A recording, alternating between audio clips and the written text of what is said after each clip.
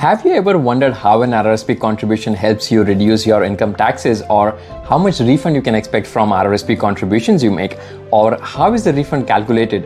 For starters, RRSP is a tax advantaged account available to Canadians through which the government motivates individuals to save for their retirement by offering tax refunds on every dollar invested. And to understand how this refund works, let's look at an example. Let us say Jack lives in Ontario and makes a salary income of $65,000 a year.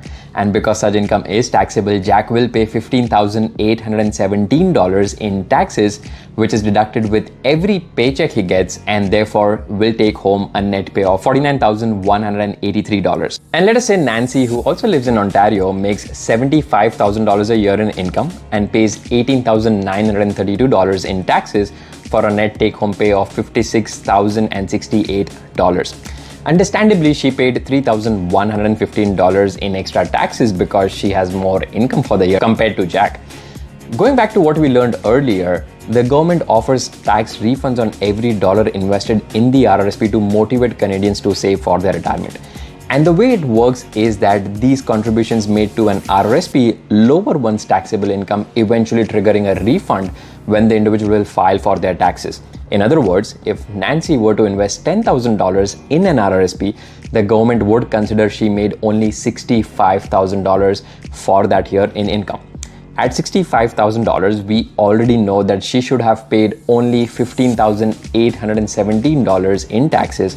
However, Nancy has already paid $18,932 in taxes, or $3,115 higher. Therefore, when Nancy files for her taxes, the government will notice her RRSP contribution and, all else being equal, will issue her a refund of $3,115. But before you get too excited about this refund and jump right into investing in the RRSP, take a step back and go over other aspects of an RRSP like withdrawal rules, lock-in periods, potential social security benefit clawbacks in retirement, home buyer's plan, and so on, and how it impacts your financial situation. I've added some links to the description box below for you to learn more about the RRSP. And that said, I hope you can now understand how RRSP contributions can reduce your income tax bill.